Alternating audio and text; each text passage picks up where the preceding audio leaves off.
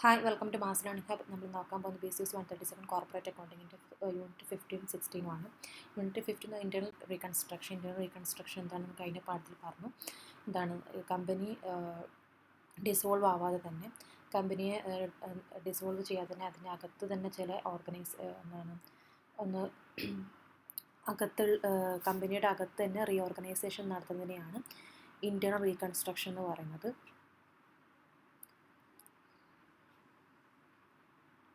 അതിലെന്തൊക്കെയുണ്ടാവും? It involves adjustment such as reducing share capital and writing off accumulated losses improve the company's financial health. കമ്പനിയുടെ financial health വർദ്ധിപ്പിക്കുന്നതിന് വേണ്ടി അവരെന്ത് ചെയ്യും? അവരുടെ share capital കുറക്കുകയും അവരുടെ ലോസസ് വന്നിരിക്കുന്ന ലോസസൊക്കെ റൈറ്റ് ഓഫ് ചെയ്യും. അതോടുകൂടെ കമ്പനിയുടെ ഫിനാൻഷ്യൽ ഹെൽത്ത് ബെറ്റർ ആക്കുകയും ചെയ്യും. അപ്പം അതിനുള്ളത് objective of internal reconstruction eliminate fictitious assets like preliminary എക്സ്പെൻസിന് ഡിസ്കൗണ്ട് ഓൺ ഇഷ്യൂഡ് ഷെയർസൊക്കെ എന്ത് ചെയ്യും? എലിമിനേറ്റ് ചെയ്യും. റെഡ്യൂസ് ഷെയർ ക്യാപിറ്റൽ, അതുപോലെ boost shareholder confidence by offering fair returns, present a true and fair financial position of the company. Steps involve internal reconstruction നടത്തുന്നതിന് വേണ്ടിയുള്ള സ്റ്റെപ്സുകൾ എന്തൊക്കെയാണ്? First one, sacrifice by stakeholders. Shareholders and debenture holders and creditors may forego some of their claims to help company recover. Company recover ചെയ്യുന്നതിന് വേണ്ടി എന്ത് ചെയ്യും? Share ഹോൾഡേഴ്സോ debenture ഹോൾഡറോ അല്ലെങ്കിൽ ക്രെഡിറ്ററോ അവരെ കുറച്ച് എന്തെങ്കിലും കമ്പനിയുടെ മുകളിലുള്ള എന്തെങ്കിലും ക്ലെയിം എന്തെങ്കിലും ഉണ്ടെങ്കിൽ അവർ കുറച്ചൊക്കെ വിടുതി ചെയ്തു കൊടുക്കും. Creation of capital reduction account.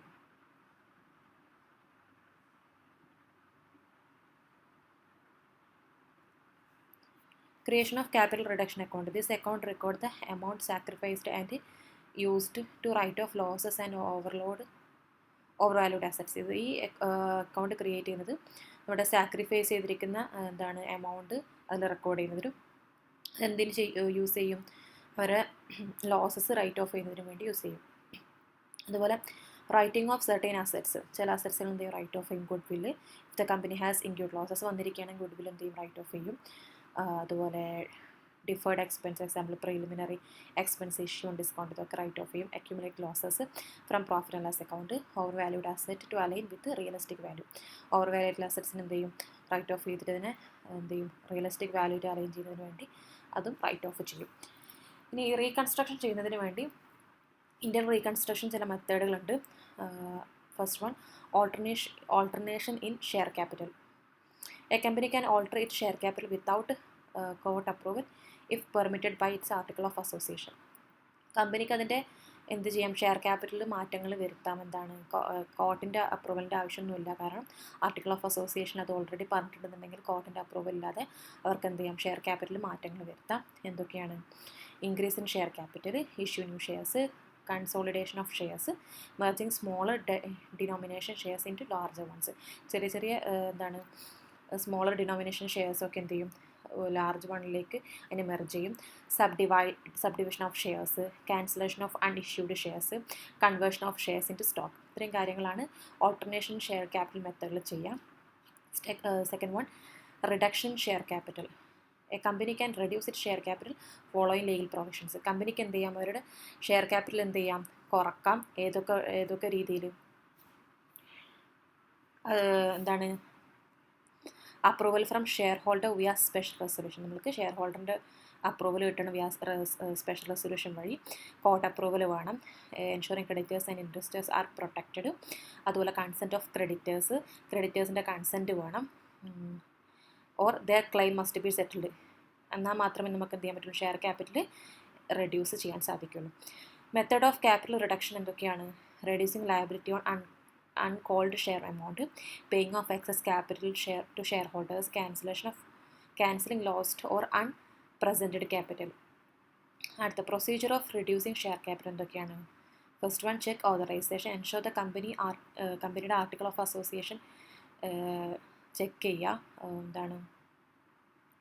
Capital reduction permit ചെയ്യുന്നുണ്ടോ എന്നുള്ളത് ഉറപ്പുവരുത്തുക. Pass special resolution. അതുപോലെ apply to the court for approval, secure creditor approval or settle their claims, register the court order with registrar of the companies. ഇനി capital reduction പ്രൊസീജിയറിന് exceptions ഉണ്ട്. എന്തൊക്കെയാണ്? Redeemable preference shares ആണെങ്കിൽ അതിനനുസരിച്ചുള്ള reduce ചെയ്യാൻ പറ്റും per law. ഇതിൻ്റെ ഒന്നും ആവശ്യമില്ല.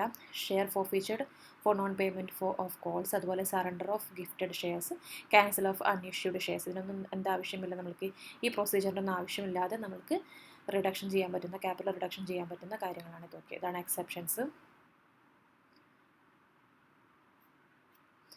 അതിൻ്റെ അക്കൗണ്ടിങ് ട്രീറ്റ്മെൻറ്റ് എങ്ങനെയാണെന്ന് നോക്കാം. ഇൻറ്റേർണൽ റീകൺസ്ട്രക്ഷനിൽ reducing liability on uncalled capital. Uncalled ക്യാപിറ്റലിൻ്റെ ലയബിലിറ്റി കുറക്കുന്നതിന് വേണ്ടിയുള്ള example, a company reduces share from 10 rupees to 8.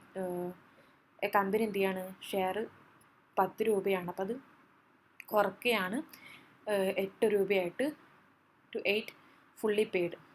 8 രൂപ ഫുള്ളി പേ ചെയ്തിട്ടുണ്ട്. അപ്പോൾ ഇതിൻ്റെ എൻട്രി എങ്ങനെ വരിക? Equity share capital account ducted to equity share capital account. എങ്ങനെയാണ്? 10 രൂപയുള്ള ഷെയർ ആയിരുന്നു, 8 രൂപയായിട്ടാണ് അതിൻ്റെ ഷെയർ എന്ത് ചെയ്തു, കുറച്ചിട്ടുണ്ട്. ഇങ്ങനെ എൻട്രി വരിക. ഇനി paying off excess capital. If a company has surplus capital it may refund excess amount to share holders. ഇനി എന്തെങ്കിലും സർപ്ലസസ്, ക്യാപിറ്റലിൻ്റെ മുകളിൽ എന്തെങ്കിലും സർപ്ലസസ് ഉണ്ടെന്നുണ്ടെങ്കിൽ എന്ത് ചെയ്യും കമ്പനി? ആ എക്സസ് എമൗണ്ട് എന്ത് ചെയ്യും? ഷെയർ ഹോൾഡേഴ്സിന് റീഫണ്ട് ചെയ്യും. അതിൻ്റെ എൻട്രി എങ്ങനെയാണ്? Share capital account ducted to share holder account, share holder account ducted to bank. ഇങ്ങനെ ആയിരിക്കും എൻ്റെ എൻട്രി വരാം. ഇനി cancelling lost capital. If loss exceed a certain limit the debenture holder and creditor may sacrifice part their claims. നമ്മൾക്ക് losses വർദ്ധിക്കുകയാണെങ്കിൽ debenture holder അതുപോലെ ക്രെഡിറ്ററും എന്ത് ചെയ്യും? കുറച്ച് സാക്രിഫൈസസ് അവർ ചെയ്യുന്നുണ്ട്. അപ്പം അതിൻ്റെ അവരെ ആ ക്ലെയിം എന്ത് ചെയ്യുന്നുണ്ട്? സാക്രിഫൈസ് ചെയ്യുന്നത്. അപ്പോൾ ഇതിന് എൻട്രി വരിക share capital account ducted to reconstruction account, ഇനി debenture account ducted to creditor account ducted to reconstruction account. ഇനി writing off loss and over valued assets.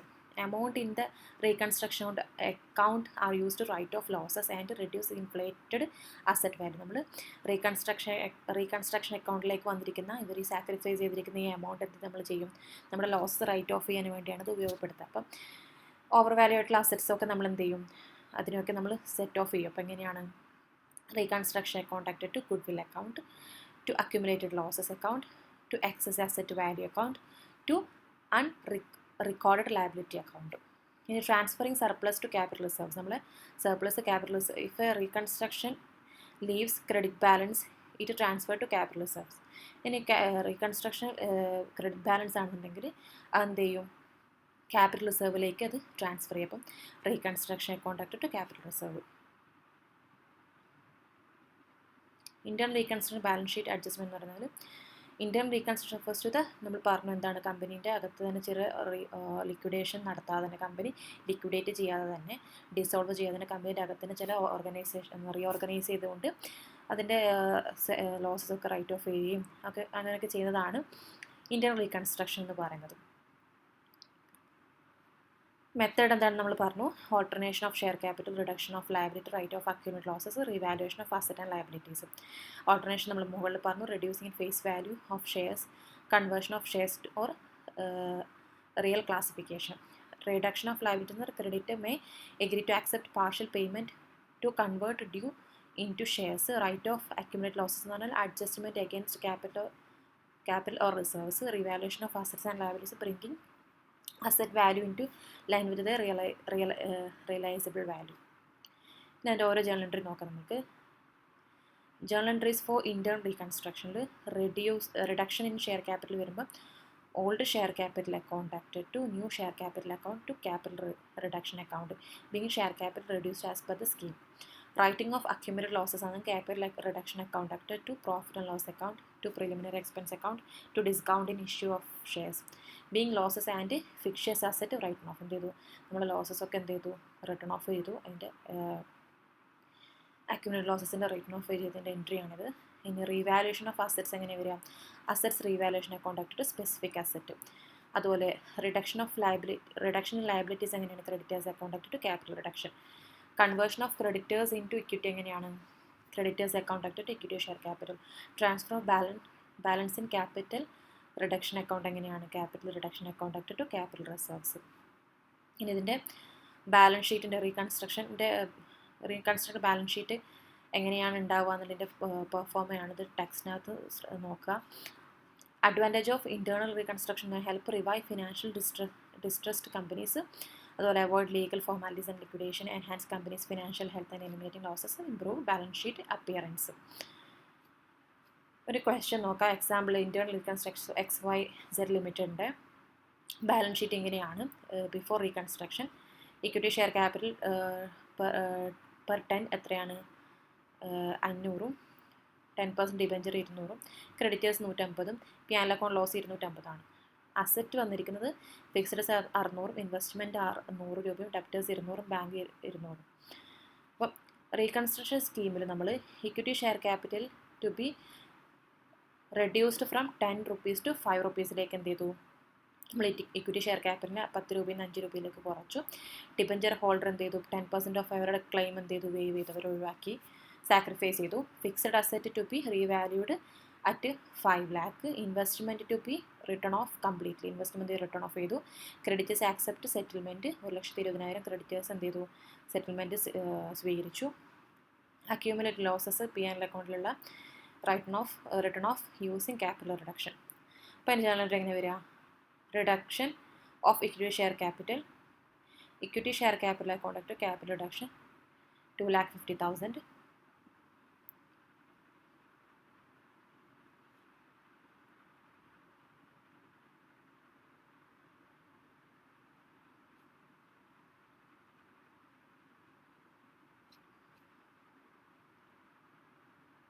Equity share reduced from 10 to 5 ആണ്. അപ്പം 5ലേക്ക് അത് കുറച്ചു. അപ്പോൾ അങ്ങനെ വന്നു. അങ്ങനെയാണ് ഈ ഒരു എമൗണ്ട് വന്നിരിക്കുന്നത്.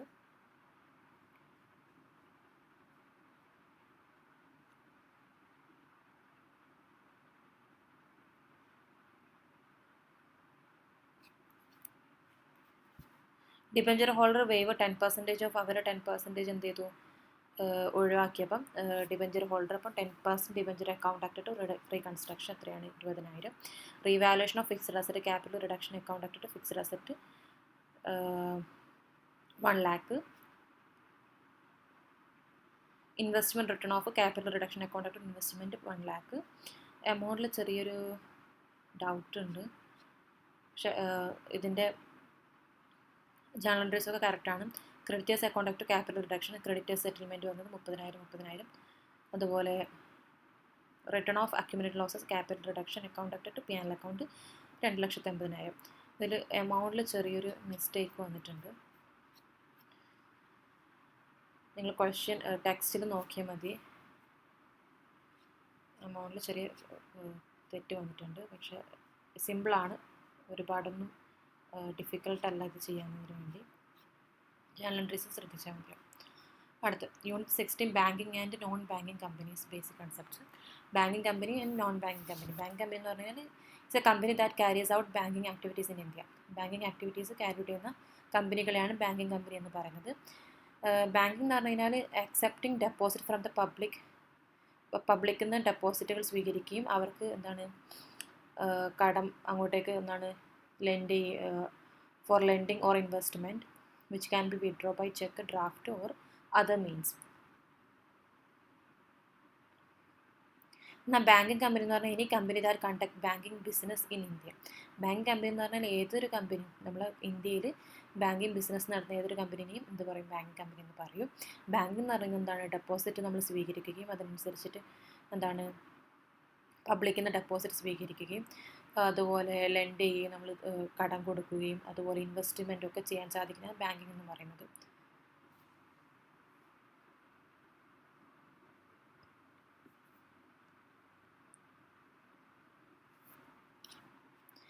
Licence of banking companies. A company cannot conduct bank business in India without license from the Reserve Bank of India. ഒരു കമ്പനിക്ക് ഇന്ത്യയിൽ ഒരു ബാങ്കിങ് ബിസിനസ് തുടങ്ങണം എന്നുണ്ടെന്ന് എന്താണ്? റിസർവ് ബാങ്ക് ഓഫ് ഇന്ത്യയുടെ ലൈസൻസ് കൂടിയേ തീരൂ. ഈ RBIയുടെ ലൈസൻസ് കിട്ടണമെന്നുണ്ടെങ്കിൽ ചില കണ്ടീഷൻസ് മെറ്റ് ചെയ്യണം. Bank must be able to repay depositors. അതുപോലെ ഡെപ്പോസിറ്റേഴ്സിന് തിരിച്ചു കൊടുക്കാൻ സാധിക്കുന്നവരായിരിക്കണം. Its operation should not harm depositors interest. ഡെപ്പോസിറ്റേഴ്സിന് ഇൻട്രസ്റ്റിനെ ഹാം ചെയ്യുന്ന രീതിയിലുള്ള പ്രവർത്തനമാകാൻ പാടില്ല. The management must reliable in public interest. It should have adequate capital and earning potential ഉണ്ടായിരിക്കണം. It should contribute to economic growth and monetary stability. The RBI may impose additional condition if necessary. ആവശ്യമാണെങ്കിൽ RBI കൂടുതൽ conditions എന്ത് ചെയ്യും, കൊണ്ടുവരും. അപ്പം മനസ്സിലായെന്ന് വിശ്വസിക്കുന്നു. Bank company എന്താണ്? ബാങ്കിങ് എന്ന് പറയുന്നത് പബ്ലിക്കിൽ നിന്ന് ഡെപ്പോസിറ്റുകൾ സ്വീകരിച്ച് അത് എന്ത് ചെയ്യും,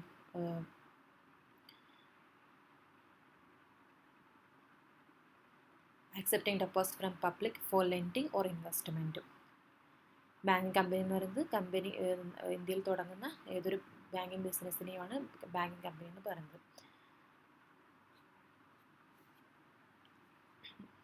form of business of bank companies ഒക്കെയാണ്. Apart from banking company can engage in bank കമ്പനിക്ക്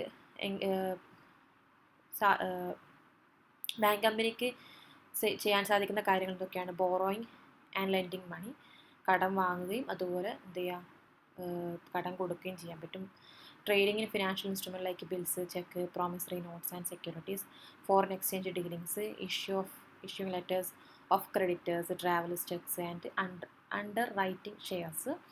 അതുപോലെ managing assets, acting as an agent, trustee or executor, providing safe deposit vaults and custody services and other business approved by the government. ഇനി government approve ചെയ്തിരിക്കുന്ന ഒരു business എന്ത് ചെയ്യാം?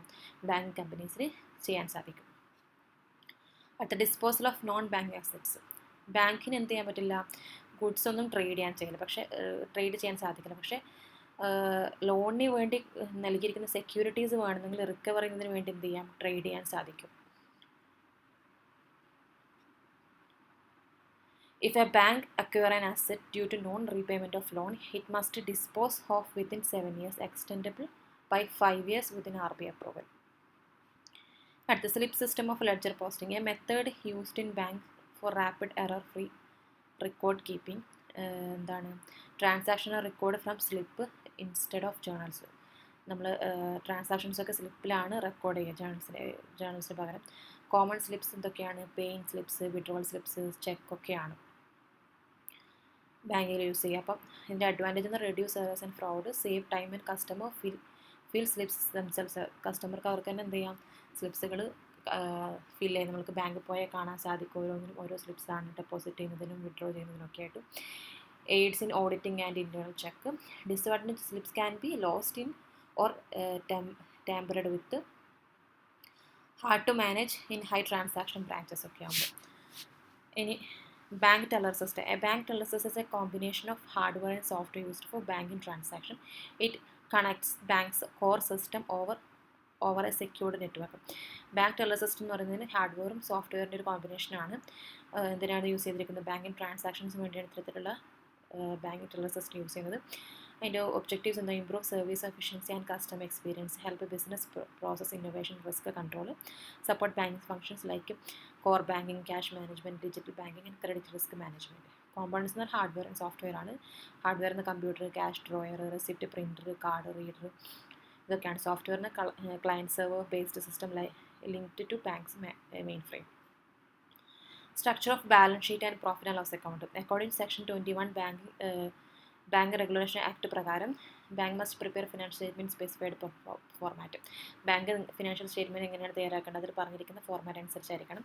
Balance sheet form ടെക്സ്റ്റിൽ നോക്കുക. Capital liabilities വരെ capital, reserves, surplus, deposit, demand saving terms, borrowings from RBI and other institutions, other liabilities. Asset side എന്തൊക്കെ വരിക? Cash and balance with RBI, investment, advance, loans given, fixed asset and other assets. ഇതിൻ്റെ clear ആയിട്ടുള്ളത് ടെക്സ്റ്റിനകത്ത് ഉണ്ടാവും.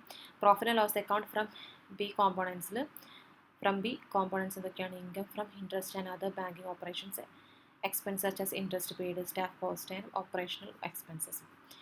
In Schedule 5, other liabilities and provisions. Bills payable, ഇത് ടെക്സ്റ്റിൽ നോക്കുക. Bills payable അതിൻ്റെ പിക്ചർ കറക്റ്റായിട്ട് കൊടുത്തിട്ടുണ്ട്. Bills payable, internal office adjustment, interest accrued, other liabilities including provisions, total sum of payable, interest office. Just നോക്കിപ്പോയാൽ മതി, ഇത് വായിക്കാൻ മാത്രമില്ല. അതെങ്ങനെയാണെന്നുള്ള ക്ലിയർ പിക്ചർ അതിനകത്ത് കൊടുത്തിട്ടുണ്ട്. ഷെഡ്യൂൾ 8 ഇൻവെസ്റ്റ്മെൻറ്റ്സ് ആണ്. അതുപോലെ ഷെഡ്യൂൾ 9 അഡ്വാൻസസ് ആണ്. അതിനൊക്കെയാണ് bills purchasing, discounted, cash credit, overdraft and loans repayable, demand term loans. അതുപോലെ അഡ്വാൻസസ് ഔട്ട്സൈഡ് ഇൻ ഇന്ത്യ, ഇതൊക്കെയാണ്. ഇനി schedule 10 fixed assets, schedule 11 other assets, schedule 12 contingent liabilities, profit and loss account, ഇതൊക്കെയാണ്. Schedule 13 interest ഉണ്ട്, 14 other incomes, interest expend, schedule 16 operating expenses. അപ്പം just ഇത് ടെക്സ്റ്റിൽ നോക്കുക, അതിൻ്റെ എങ്ങനെയാണുള്ളതെന്നുള്ള കറക്റ്റ് അതിനകത്തുണ്ട്. നോൺ ബാങ്കിങ് ഫിനാൻഷ്യൽ കമ്പനീസ് അഥവാ NBFC. ടൈപ്പ് ഓഫ് NBFCs എന്തൊക്കെയാണ്? അസറ്റ് ഫിനാൻസ് കമ്പനി AFC, അതുപോലെ ഇൻവെസ്റ്റ്മെൻറ്റ് കമ്പനി ആയിട്ടുള്ള IC, ലോൺ കമ്പനി ആയിട്ടുള്ള LC. AFC specialise in financing physical assets supporting economic activities ആണ്. RNBs അഥവാ റെസിഡുവറി നോൺ ബാങ്ക് കമ്പനി അഥവാ receives deposit but doesn't engage in asset financing or investment. Deposits receive ചെയ്യും, പക്ഷെ എന്തില്ല, asset financing or ഇൻവെസ്റ്റ്മെൻറ്റിൽ അവർ engaged ആയിരിക്കില്ല. Regulation എന്ന് പറയുന്നത് NBFCs must be registered within RBI. NBFCs എന്ത് ചെയ്യണം? RBI ആയിട്ട് രജിസ്റ്റർ ചെയ്തിട്ടുണ്ടായിരിക്കണം. Or other relevant regulator like IRDA, insurance, SAPI, merchant banking or NHB housing finance. ഈ പാഠത്തിൽ മൊത്തത്തിൽ ബാങ്കിങ്ങിനെ കുറിച്ചിട്ടുള്ളൊരു പാഠമാണ്. Key difference between NBFCs and banks. NBFCസും ബാങ്കും തമ്മിലുള്ള വ്യത്യാസം എന്താണ്? Acceptance demand deposit. NBFCസിൽ ഡിമാൻഡ് ഡെപ്പോസിറ്റ് പോലെ ലൈക്ക് സേവിങ് ഓർ കറണ്ട് അക്കൗണ്ടൊന്നും അവരെന്ത് ചെയ്യില്ല, ആക്സെപ്റ്റ് ചെയ്യില്ല.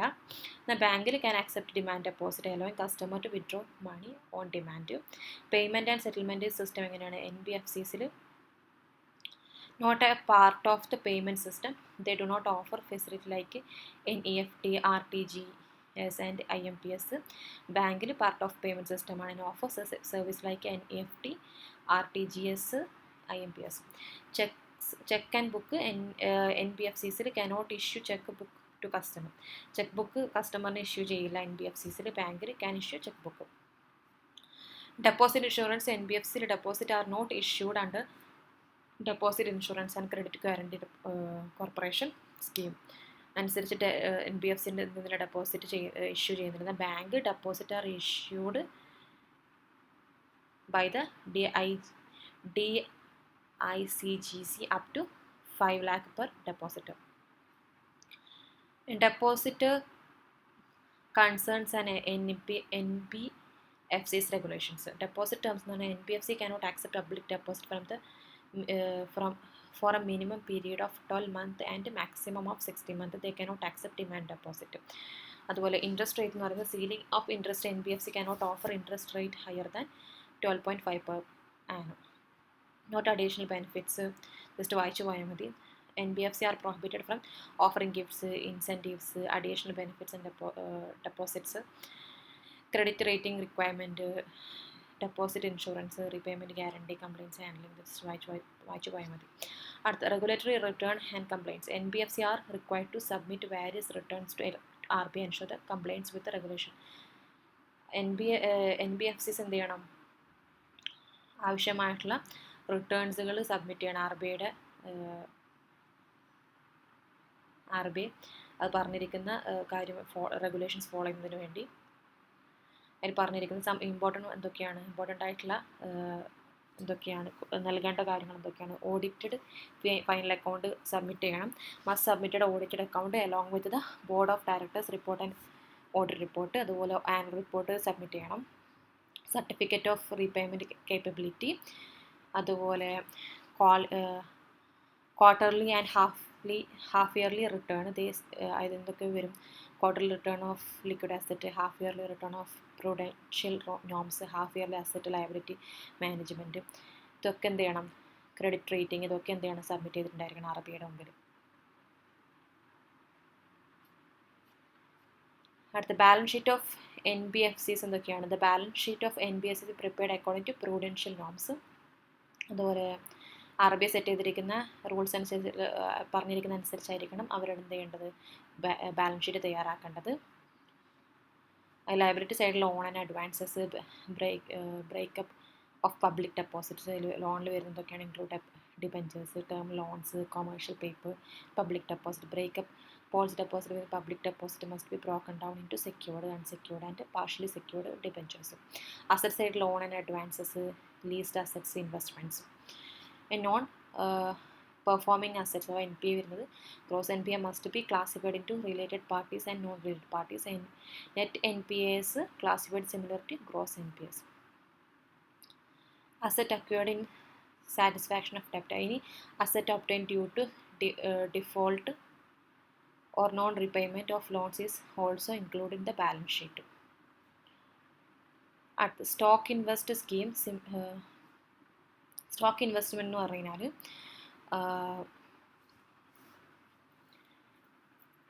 ഇതൊരു പേയ്മെൻറ്റ് ഇൻസ്ട്രുമെൻ്റ് ആണ്, അപ്രൂവ്ഡ് ബൈ RBI. ഇത് നമുക്ക് എന്തിനു യൂസ് ചെയ്യാം, നമുക്ക് പബ്ലിക് ഇഷ്യൂ ചെയ്തിരിക്കുന്ന ഷെയർ വാങ്ങുന്നതിന് വേണ്ടി ഉപയോഗിക്കുന്നൊരു പേയ്മെൻറ്റ് ഇൻസ്ട്രുമെൻ്റ് ആണിത്. എന്ത് ചെയ്യും, ബാങ്കുകളിൽ നമുക്ക് ലഭിക്കും. ഈ സ്കീമിൽ ഇൻവെസ്റ്റേഴ്സ് എന്ത് ചെയ്യും, സ്റ്റോക്ക് ഇൻവെസ്റ്റ് ഇൻസ്ട്രുമെൻറ്റ് യൂസ് ചെയ്തുകൊണ്ട് എന്താണ് പബ്ലിക് ഷെയർസിനോ ഡിബഞ്ചേഴ്സിനോ വേണ്ടി അപ്ലൈ ചെയ്യും.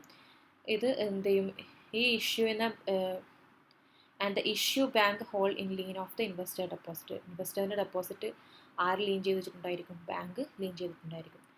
അത് നമ്മുടെ പേയ്മെൻറ്റ് ഉറപ്പ് വരുന്നതിന് വേണ്ടിയാണ്. സ്റ്റോക്ക് ഇൻവെസ്റ്റ്മെൻറ്റ് എന്ന് പറയുന്നത് നമുക്ക് ബാങ്ക് വഴി കിട്ടുന്ന, സ്റ്റോക്ക് ഇൻവെസ്റ്റ് എന്ന് പറയുന്ന ഒരു ഇൻസ്ട്രുമെൻറ്റ് നമുക്ക് ബാങ്ക് വഴി കിട്ടുന്ന ഒരു ഇൻസ്ട്രുമെൻറ്റാണ്, പേയ്മെൻറ്റ് ഇൻസ്ട്രുമെൻറ്റാണ്. അത് വെച്ചിട്ടാണ് പബ്ലിക് എന്താണ് നമ്മൾ ഷെയറും ഡിബഞ്ചറിന് വേണ്ടി അപ്ലൈ ചെയ്യുക. ഇത് നമ്മൾ പേയ്മെൻറ്റ് ചെയ്യുമെന്ന് ഉറപ്പ് വരുന്നതിന് വേണ്ടിയാണ് ഇത്തരത്തിലുള്ള എന്താണ് ഇൻസ്ട്രുമെൻറ്റ് യൂസ് ചെയ്യുന്നത്. How stock invest works, apply for stock invest. Investor with an account in a bank can apply stock invest. ബാങ്കിൽ അക്കൗണ്ട് ഉള്ള ഇൻവെസ്റ്റേഴ്സിന് എന്ത് ചെയ്യാം, സ്റ്റോക്ക് ഇൻവെസ്റ്റിന് വേണ്ടി അപ്ലൈ ചെയ്യാം.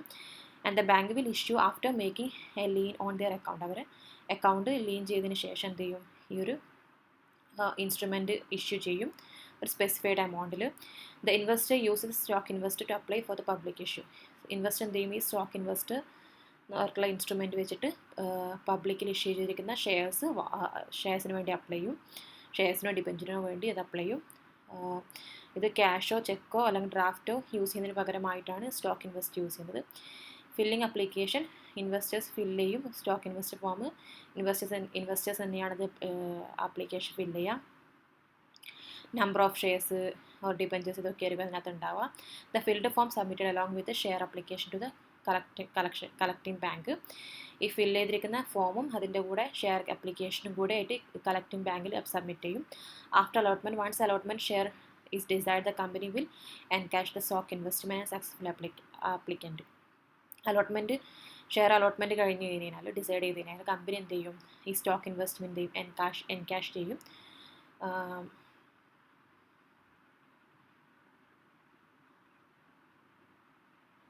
ഫോർ അൺസക്സസ്ഫുൾ അപ്ലിക്കേറ്റൻ്റ് ആണെന്നുണ്ടെങ്കിൽ സ്റ്റോക്ക് ഇൻവെസ്റ്റ് ഇൻസ്ട്രുമെൻറ്റ് എന്ത് ചെയ്യും, റിട്ടേൺ ചെയ്യും വിത്തൗട്ട് ബീങ് എൻകാഷ്. അത് എൻകാഷ് ചെയ്യാണ്ട് തന്നെ ആ സ്റ്റോക്ക് ഇൻവെസ്റ്റ് ഇൻസ്ട്രുമെൻറ്റ് എന്ത് ചെയ്യും, തിരിച്ചു നൽകുകയും ചെയ്യും. ഇനി lean on account, the bank place A lien on the investors account for the stock invest amount but the deposit continue interest. എന്ത് ചെയ്യും, ബാങ്ക് എന്ത് ചെയ്യും, സ്റ്റോക്ക് ഇൻവെസ്റ്റ് എമൗണ്ടിൻ്റെ മുകളിൽ ബാങ്ക് ലീൻ ചെയ്തിട്ടുണ്ടായിരിക്കും, പക്ഷേ അവരെ ഡെപ്പോസിറ്റിന് ബാക്കിയുള്ള ഡെപ്പോസിറ്റ് മണിയുടെ മുകളിൽ ഇൻട്രസ്റ്റ് അവർക്ക് ലഭിക്കുന്നുണ്ടായിരിക്കും. Once stock investment encashed, once നമ്മൾ സ്റ്റോക്ക് ഇൻവെസ്റ്റ് എൻകാഷ് ചെയ്ത് കഴിഞ്ഞാൽ the bank remove the lien from the investors account. Once നമ്മൾ ആ സ്റ്റോക്ക് ഇൻവെസ്റ്റ് ഇൻസ്ട്രുമെൻറ്റ് എൻകാഷ് ചെയ്ത് കഴിഞ്ഞ് കഴിഞ്ഞാൽ ബാങ്ക് എന്ത് ചെയ്യും, ഇൻവെസ്റ്റർ അക്കൗണ്ടിൻ്റെ മുകളിലുള്ള ലീന് റിമൂവ് ചെയ്യും. Key features of stock investment, letter of authority and cheque, അതുപോലെ വാലിഡിറ്റി ഉണ്ടാവും. Stock invest combination of letter of authority and cheque that the pay company ആയിരിക്കും encash based on the actual allotment. Validity, stock investment valid for 4 months വരെയാണ് ഇതിൻ്റെ validity ഉള്ളത്. അതിനുശേഷം ഇത് ഉപയോഗിക്കാൻ സാധിക്കില്ല. Payment across branches, stock investment എവിടെ നിന്ന് നമുക്ക് എന്ത് ചെയ്യാം, പേയ്മെൻറ്റ് ചെയ്യാൻ പറ്റും.